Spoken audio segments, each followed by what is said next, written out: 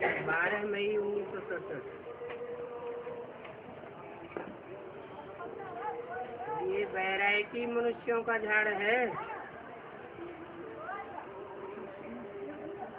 700 में लिख दिया है कल्प वृक्ष। अब तुम बच्चों की सारी बुद्धि झाड़ में है। मनुष्य तो कल्प को लाखों वर्ष कह देते हैं, परंतु तुम्हारी बुद्धि में है ये 4 युगों का ये कल्प सिर्फ 5000 वर्ष का। महाभारत युद्ध भी 5000 साल पहले हुआ था, और अभी ये 5000 साल पूरे हो रहे हैं।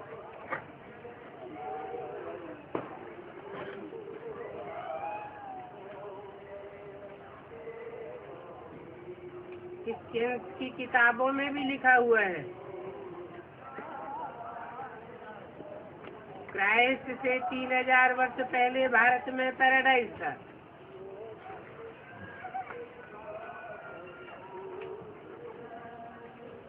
तो तुम्हारी बुद्धि में ये बात पक्की है, ये सृष्टि का चक्र 5000 वर्ष का है, भले मनुष्य लाखों वर्ष कह देते हैं। जैसे पृथ्वी पर वृक्ष है, वैसे ही मनुष्य सृष्टि का भी ये वृक्ष है।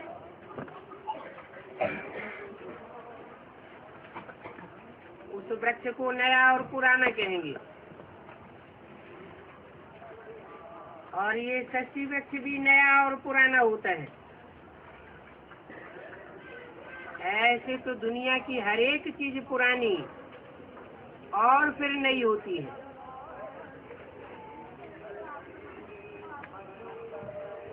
इस पुरानी सृष्टि में होता है रावण राज्य, और नई दुनिया में होता है राम राज्य।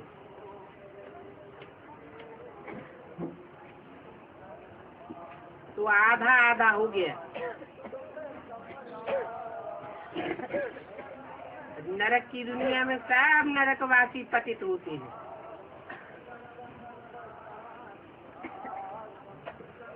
एक भी पावन देवता नहीं,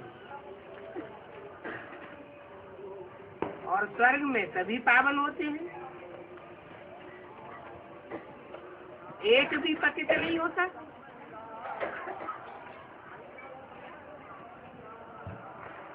नई दुनिया में एक धर्म और पुरानी दुनिया में अनेक धर्म।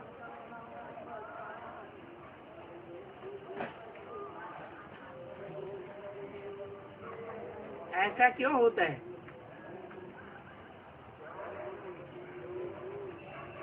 कि पुरानी दुनिया में अनेक मत, अनेक धर्म,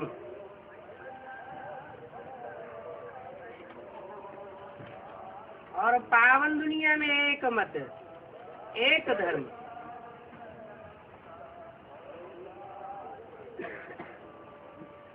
क्योंकि नई दुनिया एक के द्वारा स्थापन होती है, और पुरानी दुनिया अनेकों के द्वारा बनाई जाती है।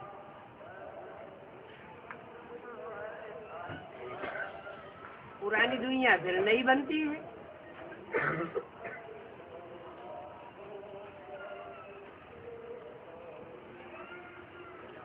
पुरानी दुनिया में अनेक मनुष्य होते हैं,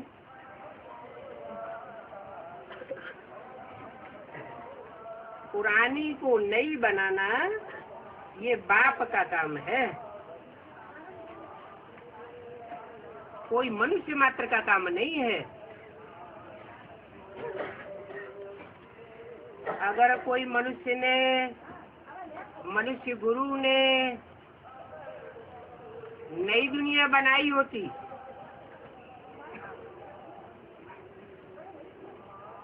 तो पुरानी दुनिया खलास हो जानी चाहिए, लेकिन पुरानी दुनिया खलास तो नहीं हुई। अनेक मनुष्य गुरु आए, धर्म पिताएं आए, नई नई धर्म की धारणाएं स्थापन की, लेकिन अब पुरानापन तो खलास नहीं किया। पुरानी मान्यताएं, पुरानी परंपराएं सब काबिज बनी रही।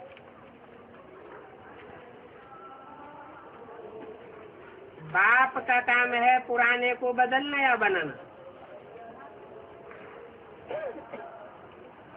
तो नई दुनिया में और पुरानी दुनिया में रात दिन का फर्क है। नई दुनिया है दिन, पुरानी दुनिया है रात। हम ही नई दुनिया के आदमी थे और हम ही नई दुनिया के अंत में हैं।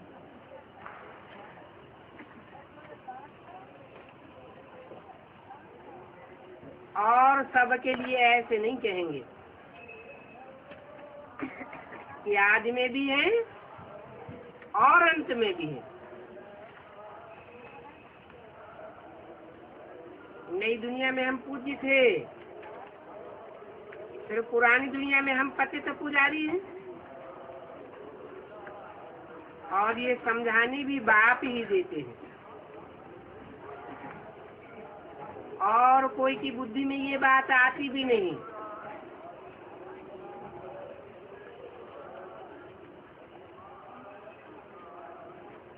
कि हम ही नई दुनिया में पूज्य थे, देवता थे, जिन देवताओं को पुरानी दुनिया में पूजा जाता है। बच्चे जानते हैं बाप हर कल्प पर आते हैं और कल्प में एक ही बार आते हैं, और युगों के संगम पर नहीं आते हैं। तो कलयुग का अंत और सतयुग के आदि के संगम पर आते हैं।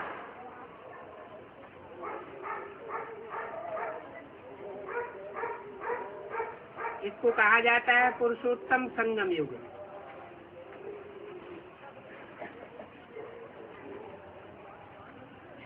जबकि आत्मा और परमात्मा मिलते हैं प्रैक्टिकल में। प्रैक्टिकल किसे कहा जाता है? शरीर में आत्मा है तो प्रैक्टिकल पार्ट धारी है। तो आत्मा भी प्रैक्टिकल पार्ट बजाती है, परमात्मा भी प्रैक्टिकल पार्ट बजाता है। और जब आत्मा परमात्मा मिलते हैं तो इसी पुरुषोत्तम संगम युग की महिमा हो जाती है। शास्त्रों में जो भी महिमा है सब इसी पुरुषोत्तम संगम युग की है। पहले पहले समझाना है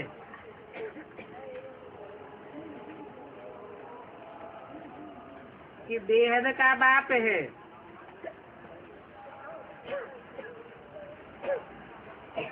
सुप्रीम सोल शिव, और हद के बाप तो सबके अपने अपने अलग अलग होते हैं।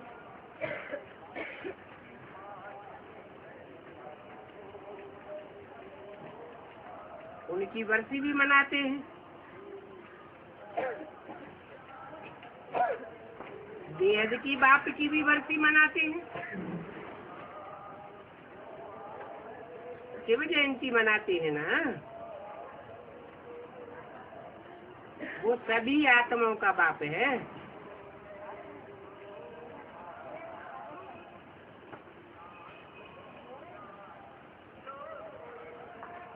मुख्य जो 3 देवताएं हैं, ब्रह्मा विष्णु शंकर, उनको बाप नहीं कहेंगे।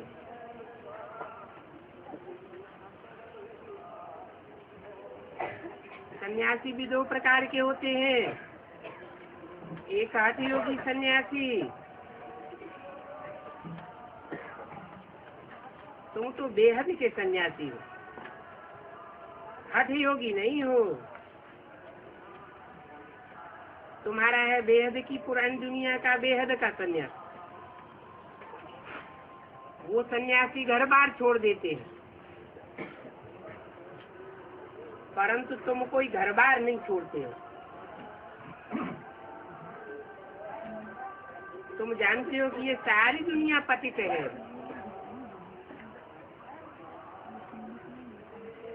किसको छोड़े और किसको ग्रहण करें। इसलिए बुद्धि से सारी दुनिया को छोड़ देते हैं। याद करते हो नई दुनिया को अथवा बाप के घर को,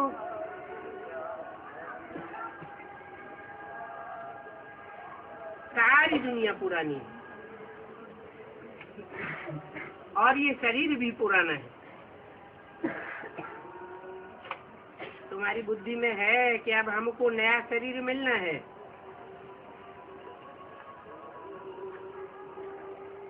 और धर्म वालों की बुद्धि में नहीं आवेगा क्या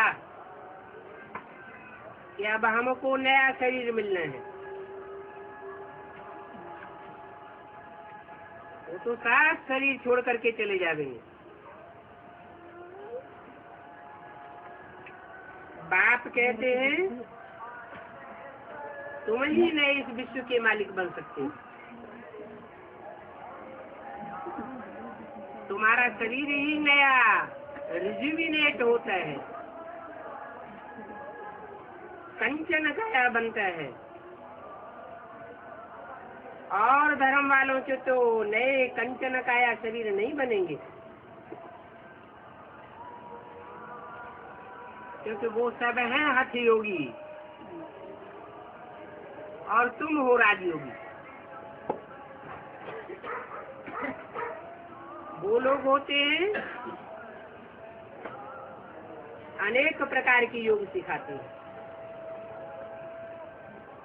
अनेक प्रकार के हठ योग हैं, परंतु बाप यहाँ कहते हैं ये योग अक्षर भूल जाओ, मुझे याद करो। यहाँ तो चलते चलते बाप को याद करना है। इसमें कोई आसन आदि लगाने की भी बात नहीं है।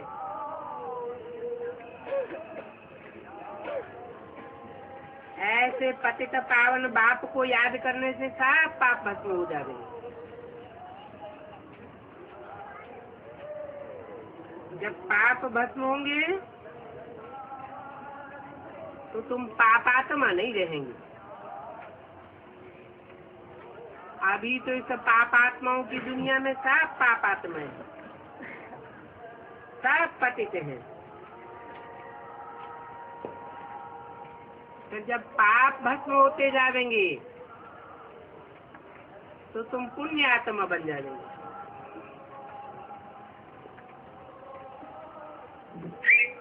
तुम बच्चों को इस दुनिया में 3/4 सुख है, और धर्म वालों के लिए ऐसे नहीं कहेंगे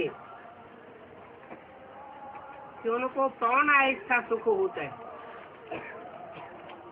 उनके लिए कहेंगे आधा हिस्सा सुख और आधा दुख।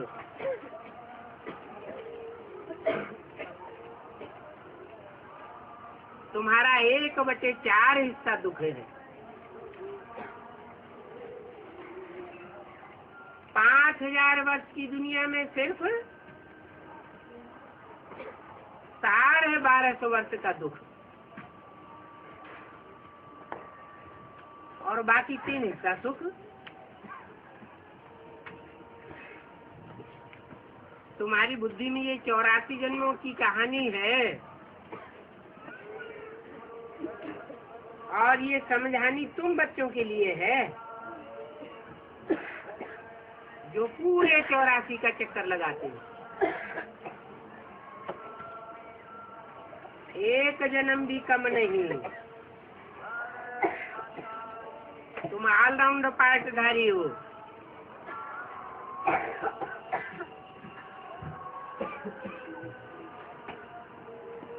तुम्हारी आत्मा ऑलराउंड पार्ट बजाती है। इस रंगमंच पर तुम्हारा पार्ट खंडित नहीं होता,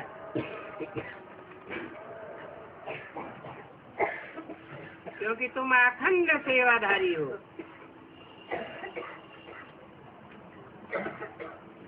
आत्मा मानती है कि बरोबर मैं देवता थी। जो आत्मिक स्थिति में पूरे पूरे टिकने वाले होंगे उनकी बुद्धि में बैठेगा कि मैं पूरा पूरा देवता थी। पूरा पूरा देवता मना 16 कला संपूर्ण सर्वगुण संपन्न संपूर्ण हिंसक मर्यादा पुरुषोत्तम। अभी फिर से मैं बन रही हूँ और 84 जन्म भी देवताएं ही लेते हैं। दूसरे धर्म की आत्माएं या दूसरे धर्म में कन्वर्ट होने वाली आत्माएं 84 जन्म नहीं लेती। बल सतयुग में आवेंगी, त्रेता में भी आवेंगी, लेकिन उनके 84 जन्म नहीं होंगे। वो पक्के देवता नहीं बनते।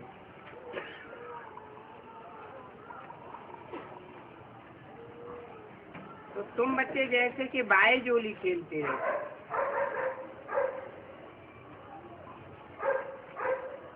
जैसे मंदिर में जाते हैं, परिक्रमा लगाते हैं, तो सर नीचे कर देते हैं, पांव ऊपर कर देते हैं, ऐसे गुलाटी लगाते लगाते परिक्रमा पूरी करते हैं। तुम्हारी भी ये 84 के चक्कर की परिक्रमा है।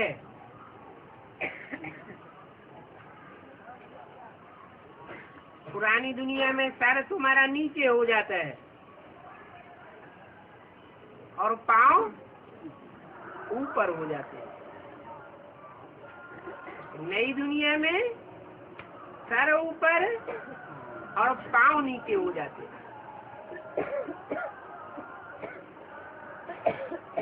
तो तुम बच्चे जैसे कि बायजोली खेलते रहते हैं, ये चक्र फिरता रहता है। कितनी वंडरफुल बात है, कितनी छोटी सी आत्मा में 84 का पार्ट भरा हुआ है, और वो भी पार्ट अविनाशी है। ऐसे नहीं कि एक बार 84 जन्मों का पार्ट बजाई दिया तो खलास हो जाएगा। जैसे वो रिकॉर्ड होते हैं, जैसा भर दिया जाता है बार बार बजता है, परंतु वो फिर भी विनाशी होते हैं। और तुम्हारी आत्मा का पार्ट कब भी विनाश होने वाला नहीं है। अनेक बार तुमने ये पार्ट बजाया है और अनगिनत बार बजाते रहेंगे। कितनी वंडरफुल बात है, कितनी छोटी सी आत्मा है।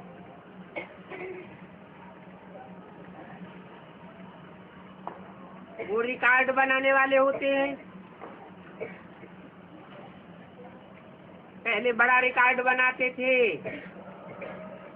अभी कितने छोटे छोटे रिकॉर्ड बनाते जाते हैं।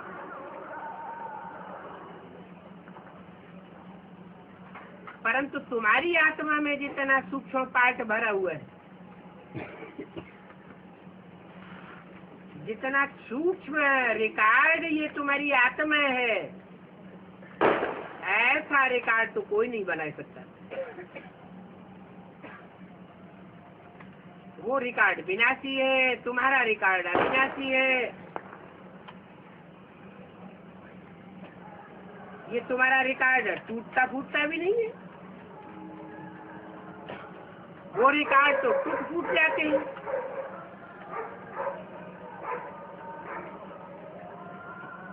वो रिकॉर्ड छोटे बड़े होते हैं, और तुम्हारा आत्मा रूपी रिकॉर्ड छोटा बड़ा नहीं है। जैसे सब ज्योति बिंदु आत्मा है। तुम जानते हो कि हम नाटक के पूरे 84 जन्म पाठ बजाने वाले आदि सनातन देवी देवता धर्म के हैं। बच्चों को मालूम है कि हम पूरे 84 जन्मों का चक्कर लगा के आए। अभी जन्म मरण का चक्कर लगाते लगाते देह को धारण करते करते हम देह अभिमानी बन पड़े। घड़ी घड़ी देह याद आती है, तो अब प्रैक्टिस पक्की करनी है। हम देह नहीं है, देह तो विनाशी मिट्टी है, हम तो आत्मा है। अपन को पक्का पक्का ज्योति बिंदु आत्मा समझना है। आत्मा इस शरीर लेकर के भिन्न भिन्न पार्ट बजाती है, शरीर तो खलास होते जाते हैं। हम आत्मा है, ये पक्का पक्का ज्ञान तुमको सतयुग में रहेगा। अभी क्या होता है? अभी बीच बीच में भूल जाता है। अभी क्यों नहीं रहता? सतयुग में क्यों रहेगा?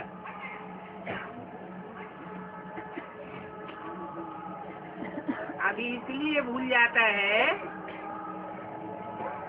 कि जो पक्की पक्की आत्मा न बनने वाले हैं, पूरे 84 का चक्कर पार्ट न बजाने वाली आत्माएं हैं, अखंड पार्ट बजाने वाली जो आत्माएं नहीं हैं, उनकी संख्या इस दुनिया में बहुत ज्यादा है। और तुम जो पक्का पक्का आत्मा का पार्ट बजाते हो, अखंड पार्टधारी हो, पूरे 84 के चक्र का पार्ट बजाते हो, तुम बहुत थोड़े हो। तो उनके संग का रंग लगता रहता है, उनकी वाइब्रेशन का असर पड़ता है, दृष्टि का असर पड़ता है।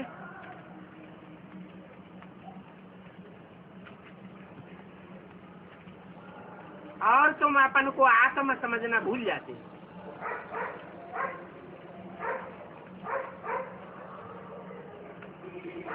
ये संग के रंग की बलिहारी है। जैसा संग वैसा रंग लग जाता है।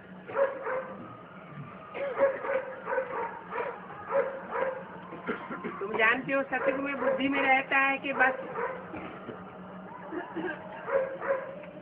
अब तो हमको ये शरीर छोड़ना है, नया शरीर लेना है। ये पुराना शरीर छोड़ करके नया सतो प्रधान शरीर मिलेगा। सर्प का मिसाल भी दिया जाता है। ये मिसाल तो इस समय का है, वो भी पुरानी खल छोड़ता है, नई खल धारण करता है।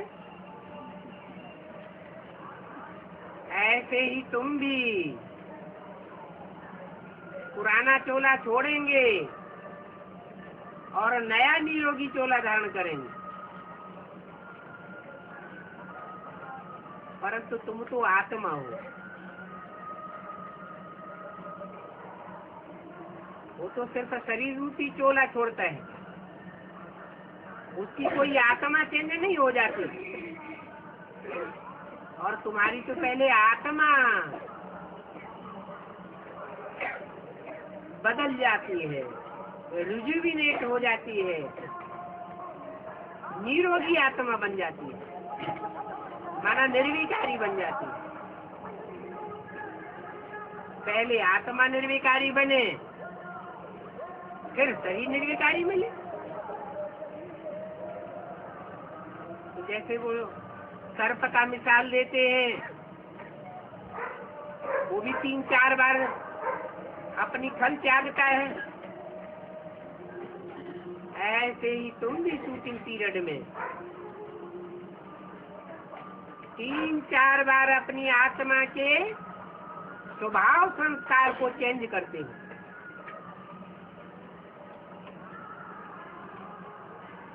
अंत में आत्मा परिपक्व स्टेज में पहुंच जाती है, तब शरीर का परिवर्तन होता है। पहले आत्मा रूपी बीज का परिवर्तन, फिर शरीर का परिवर्तन।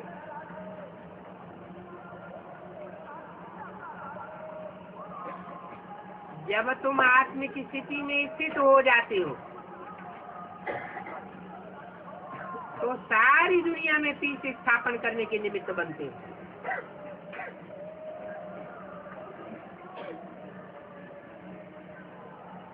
खुद ही देह अभिमानी में तो दुनिया में तो क्या, अपने घर परिवार में भी पीस स्थापन नहीं हो सकती। ये भी जानते हो कि दुनिया में पीस स्थापन करवाने वाला बाप है शिव बाबा, वो आया हुआ है। उस बाप से तुमको प्राइज भी बहुत मिलती है।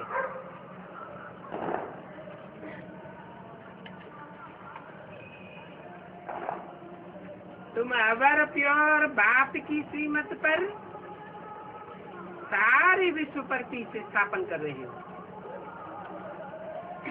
तुम्हारी बुद्धि में है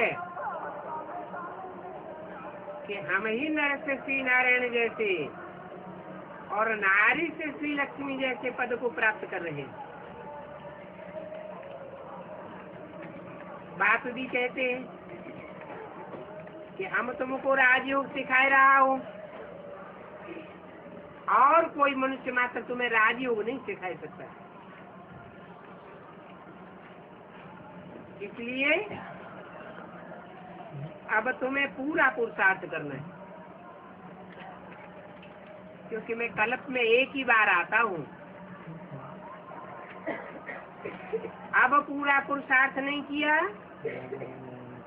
तो फिर कब भी नहीं कर सकेंगे। तुम जानते हो कि तुम्हारा ज्ञान भी गुप्त है। गुप्त ज्ञान है, सब कोई इसकी गहराई को नहीं समझ सकते।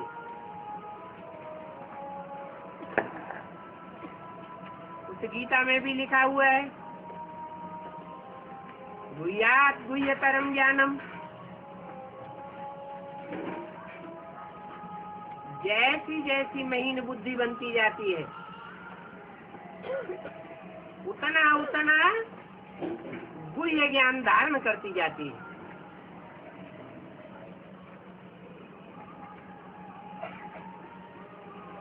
तुम्हारा योग भी गुप्त है।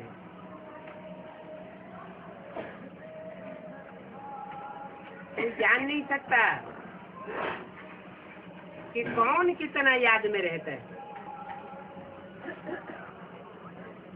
तुम्हारा प्रारब्ध भी गुप्त है। भारत में तुम अपनी राजधानी स्थापन कर रहे हो, और वो राजधानी भी गुप्त स्थापन कर रहे हो।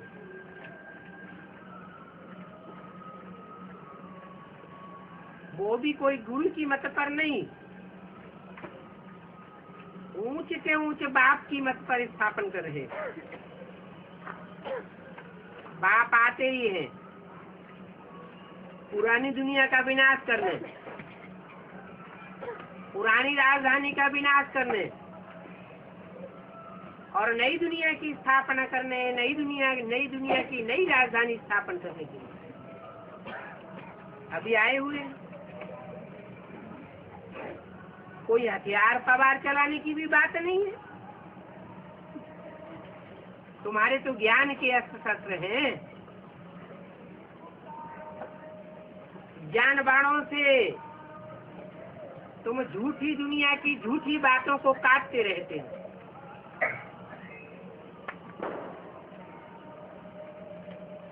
बाकी कोई एक्स्ट्रा आवाज करने की भी बात नहीं है कि लाउड स्पीकर आदि लगाना है, बाजे गाजे बजाने हैं।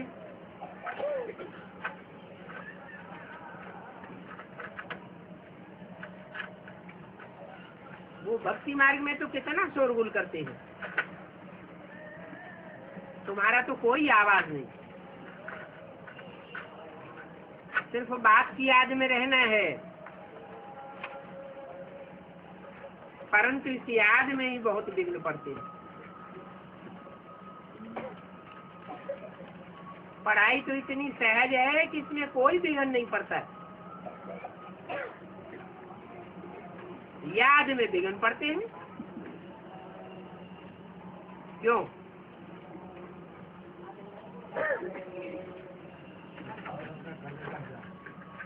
वो 63 जन्मों का कर्मों का हिसाब ज्ञान में क्यों नहीं आता, याद में ही क्यों आता है?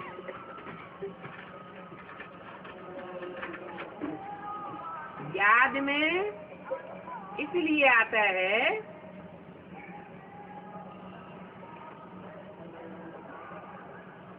कि जिसकी हमें याद करते हैं उसमें कोई पाप साप नहीं है, वो निष्पाप है, निष्कलंक है।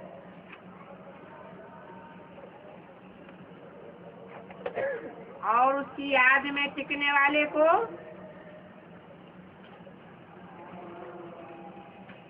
पूर्व जन्मों के जो हिसाब किताब हैं उनका मुकाबला जरूर करना पड़ता है। वो अपना हिसाब किताब लेने के लिए सामने आ खड़े होते हैं, परंतु बाप कहते हैं ये तुम्हारा पुरुषार्थ है, अलर्टनेस है। जो जितना याद करेंगे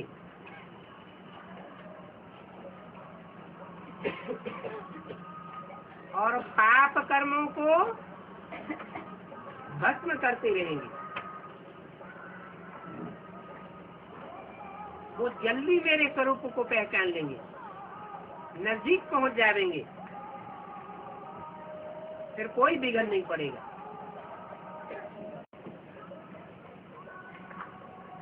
जब तक पूर्व जन्मों का लेप छेप है, तिलका चढ़ा हुआ है, तब तक ये विघ्न आते हैं। बाकी ज्ञान तो बहुत सहज है। बच्चों में भाषण करने की भी बहुत होशियारी चाहिए।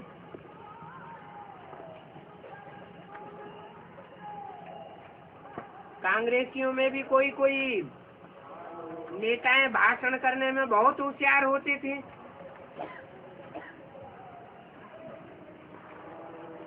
अभी तुम उनको भी जगाते रहते हो,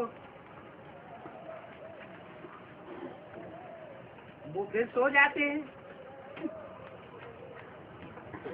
खास करके जो साहूकार होते हैं वो तो झट सो जाते हैं।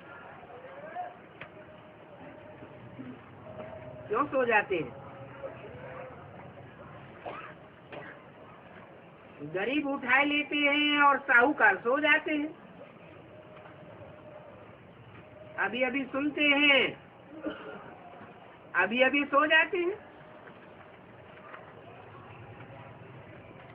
ऐसा उनको क्यों होता है?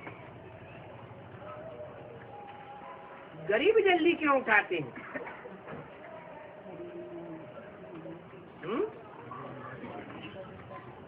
क्योंकि वो इसी दुनिया में अपन को स्वर्ग में समझते हैं। वो समझते हैं हम स्वर्ग में बैठे हैं, और जिनके पास पैसा नहीं है वो नरक में बैठे। बाप कहते हैं ये सारी दुनिया नरक है। जिनको अभी दिखाई पड़ता है कि यहाँ स्वर्ग है, उनको आगे चल के पता पड़ता जाएगा ये दुनिया नरक है या स्वर्ग है।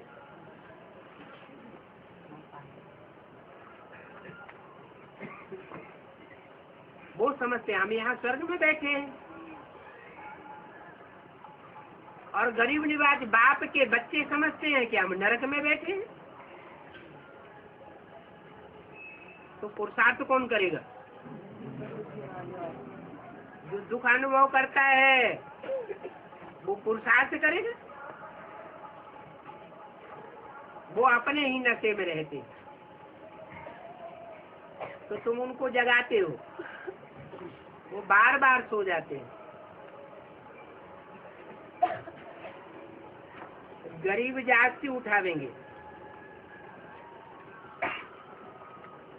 साहूकारों की तकदीर में कम है,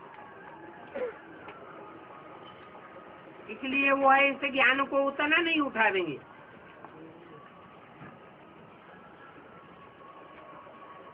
साहूकार वहाँ गरीब हो जाएंगे, और यहाँ के गरीब जो ज्ञान उठावेंगे वो वहाँ साहूकार हो जाएंगे। बाप आकर के कितना चेंज कर देते हैं। दिन को रात और रात को दिन बनना ही है। रावण आते हैं तो दिन को रात बनाते हैं, और राम बाप आते हैं तो रात को दिन बनाते हैं।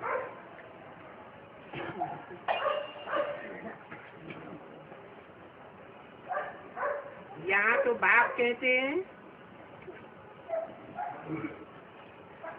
कि तुम्हारा पति मरे व कुछ भी हो जाए, तुम खुशी की तालियां बजाते रहो।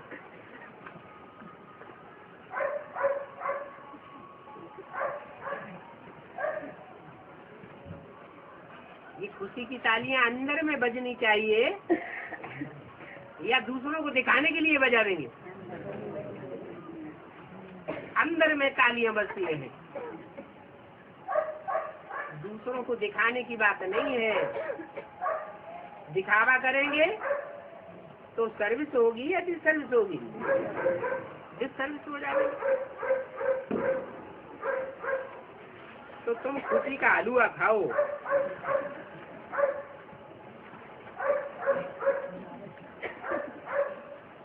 तो लोग ताज्जुब खा देंगे।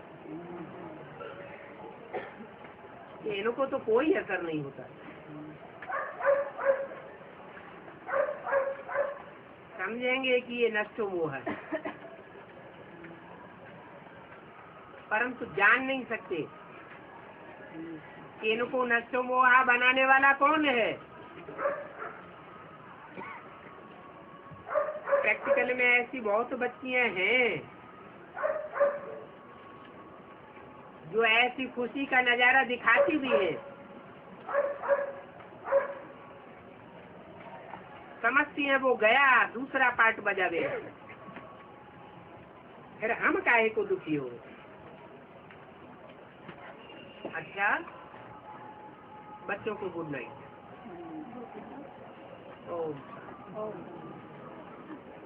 उनको कुछ पूछना करना हो।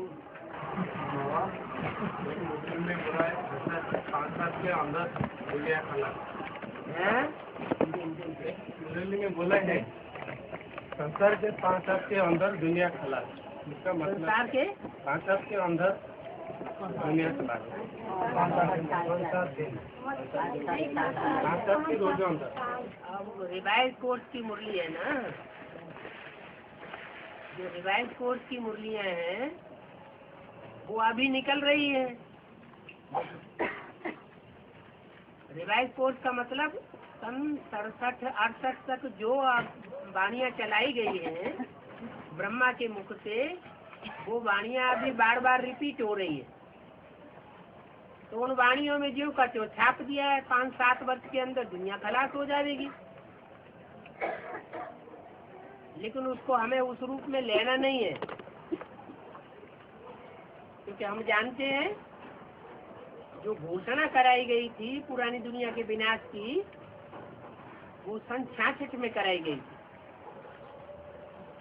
जो पुराने 4 चित्र हैं बाबा के बनवाए हुए,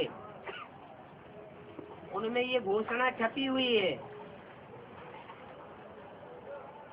वो चित्र ही छपाए गए थे 1966 में। 10 वर्ष में पुरानी दुनिया का विनाश, नई दुनिया की स्थापना।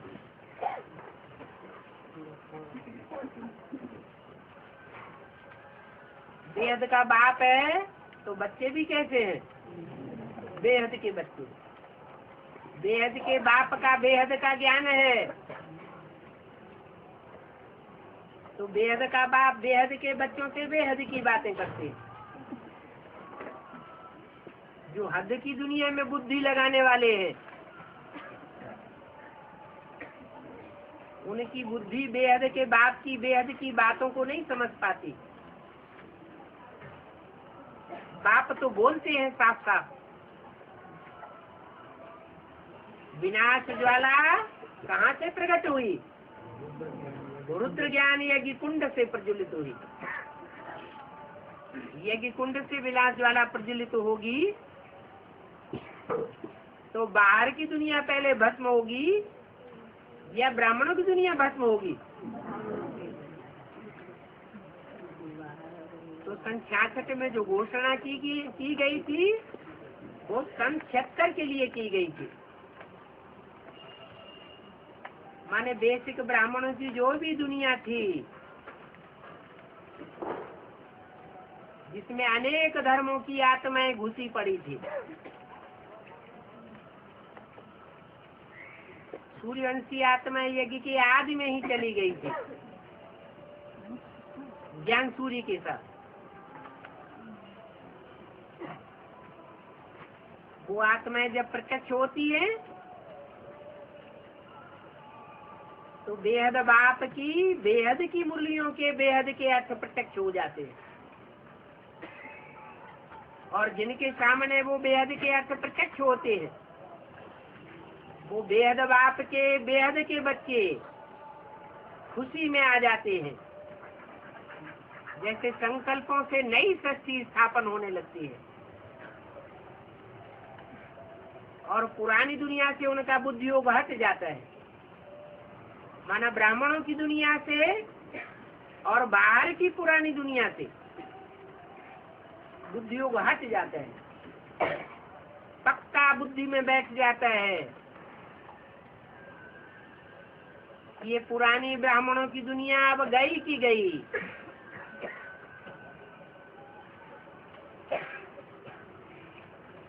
और नए ब्राह्मणों की जो दुनिया है, नया संगठन है, वो अब विकास को पाएगा। नए संगठन की स्थापना होती है 76 में, और पुरानी दुनिया जैसे कि खलास हो गई। आप मुए मर गई दुनिया। अपने अंदर से समझ लिया कि हमको इनसे कुछ लेना देना नहीं है, ये तो साफ झूठे हैं। ये झूठखंड की दुनिया आप खलास होने वाली है।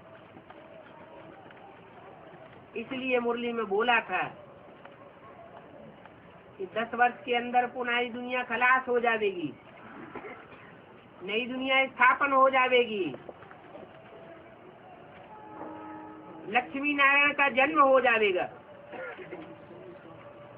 अर्ध का अर्थ समझने वालों ने स्थूल जन्म समझ लिया। बाप कहते हैं कि जो ज्ञान में निश्चय बुद्धि है उनका जैसे जन्म हुआ, और जो अनिश्चय बुद्धि है वो मृत्यु को पाते हैं। ये बेहद का जन्म और बेहद की मृत्यु की बात है। तो जहाँ जहाँ मुरलियों में ये बात आती है कि 10 साल में, 9 साल में, 8 साल में या 4-5 साल में पुरानी दुनिया का विनाश हो जाएगा, तो उसका बेहद का अर्थ है, हद का अर्थ नहीं है। क्योंकि संगम युग की आय 100 साल बताइए, बहुत में बहुत करके 100 वर्ष संगम युग को दो। वो 100 वर्ष पूरा होने में पुरानी दुनिया का विनाश भी हो जाता है और नई दुनिया की स्थापना भी हो जाती है। नई दुनिया की संख्या भी बताई दी, 9,16,108, और पुरानी दुनिया की संख्या भी बता दी, 500-700 करोड़। पूरी स्थापना हो जाएगी तो पूरा विनाश भी हो जाएगा। सन 76 था स्थापना और पालना, स्थापना और विनाश का आरंभ।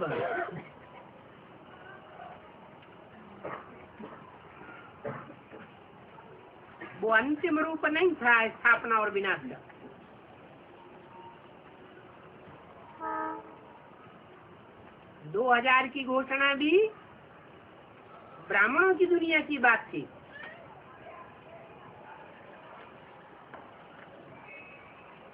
अंदर की ही बात थी, बाहर की दुनिया की बात नहीं थी।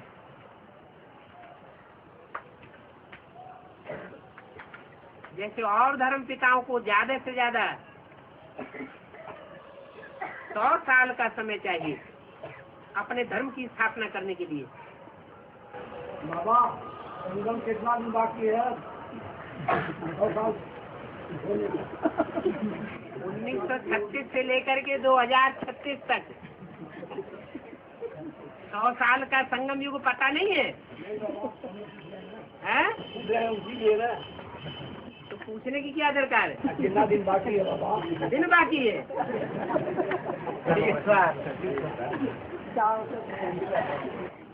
क्या गले में जान आ गई क्या? बाबा हाँ, लोग कहते हैं जैसे कि राधा कृष्ण, जैसे राधा कृष्ण, पहले राधा का नाम आता है, तो राधा बड़ी थी, ज्ञान में बड़ी थी, कैसे लक्ष्मी बड़ी थी, या जैसे पहले आता नाम लक्ष्मी नारायण? समझ गए, समझ गए, समझ गए, बस बस बस।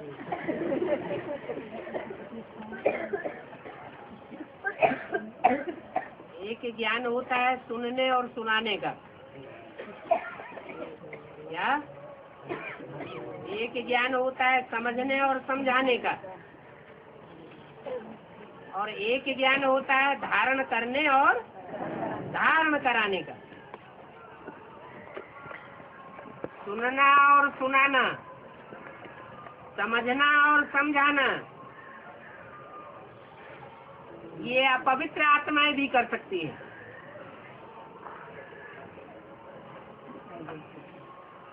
जिनमें इम्प्योरिटी है वो भी कर सकती है, लेकिन धारण करना और दूसरों को धारण कराना, ये वही आत्मा कर सकती है जिसने पवित्रता को धारण किया हो। रावण प्रकांड विद्वान था। जैसे ब्रह्मा के हाथों में वेद शास्त्र दिखाए जाते हैं, वैसे रावण के हाथों में भी वेद शास्त्र दिखाए जाते हैं। परंतु क्या कमी थी? प्रैक्टिकल जीवन में धारणा नहीं थी। पर स्त्रीगामी था।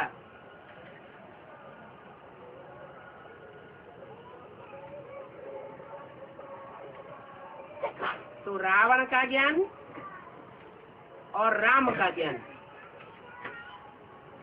रात दिन का अंतर हो जाता है।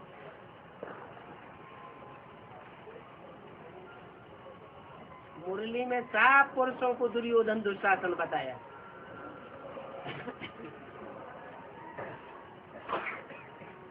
और ये भी बोला है कन्याओं माताओं के मुख से ज्ञान सुनना सुनाना अच्छा लगता है।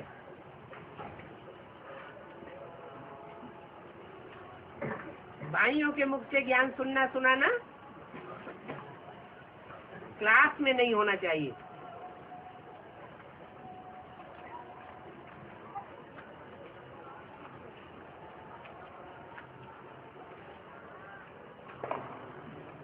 ये परिवर्तन होगा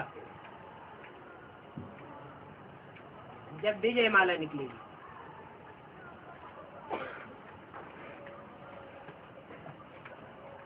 रुद्रमाला बनने से और रुद्रमाला प्रत्यक्ष होने से परिवर्तन नहीं होगा।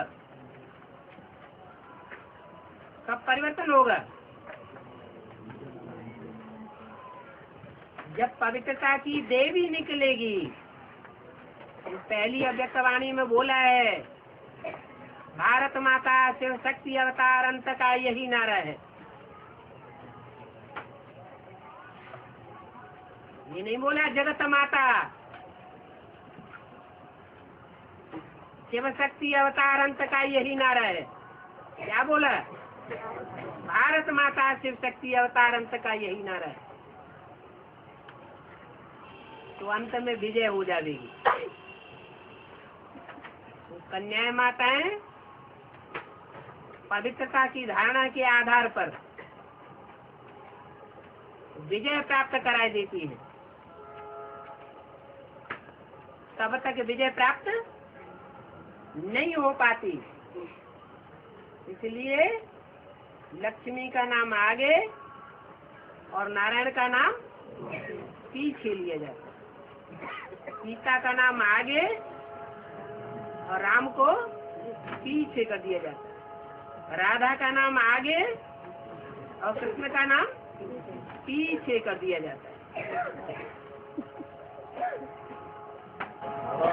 हाँ जी, ये माउंट आबू के लिए बार बार बाबा जो मुरलियों के द्वारा बता रहे हैं, तो वहाँ पे कोई छोटा मोटा मकान खरीद के गीता पाठशाला फिक्स कर सकते हैं या अभी घूप पी रहे हैं?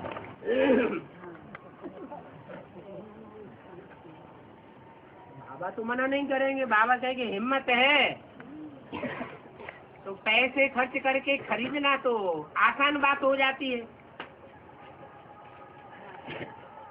लेकिन प्रैक्टिकल में वहाँ बैठ करके गीता पाठशाला चलाना, बोर्ड लगाना, गीता पाठशाला घोषित कर देना। बाबा तो कहते हैं जो सन्यास आश्रम है उन सन्यासियों के आश्रम के सामने ही आश्रम खोल दो, बड़ा मजा आएगा। तो बाबा को तो बड़ा मजा आएगा।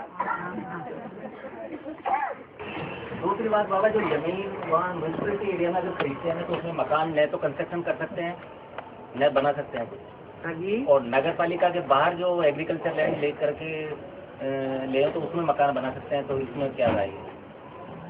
तो अभी सस्ती भी मिलेगी।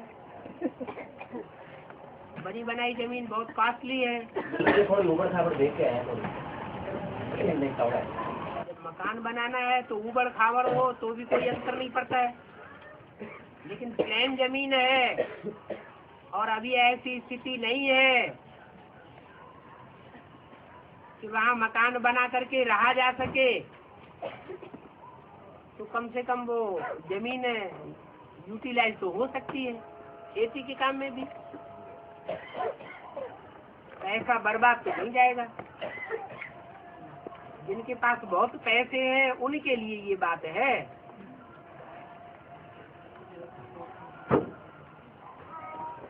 उनको ये समस्या है कि पैसा कहाँ डालें।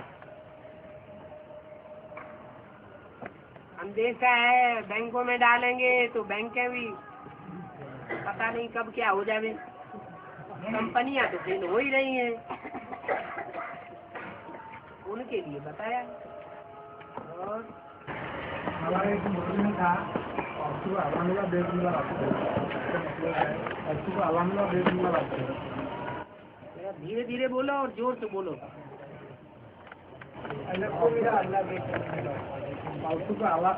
को मिला अल्लाह, बेद मिला बादशाह। अलफ को मिला अल्लाह और बे को मिली बादशाही। हाँ, तो फिर पूछना क्या है? अलफ माना उर्दू का पहला अक्षर और बे माना उर्दू का दूसरा अक्षर। इस दुनिया में जो भी पार्टधारी आत्माएं हैं उनमें मुख्य पार्ट बजाने वाली आत्माओं में मुखिया कौन है? हीरो पार्टधारी कौन है? वो हो गया अलफ। और जो दूसरे नंबर पर पार्ट बजाने वाला है वो हो गया बे। यज्ञ के आदि में भी अलफ भी था और बाद में बे भी प्रत्यक्ष हो गया। बे माना पड़ा हुआ डंडा और अलफ माना खड़ा हुआ डंडा। जो आदि से अंत तक मुकर्रर होने के कारण पुरुषार्थ में खड़ा रहता है, वो है अलफ। और जो पुरुषार्थ में पड़ जाता है, गिर जाता है, वो है बे। वो हुआ सूर्यवंशी। सूर्यवंश की स्थापना करने वाला। और वो हुआ चंद्रमा, चंद्रवंश की स्थापना के निमित्त। पड़ जाने वाला पड़ा डंडा बे और खड़ा डंडा अलफ।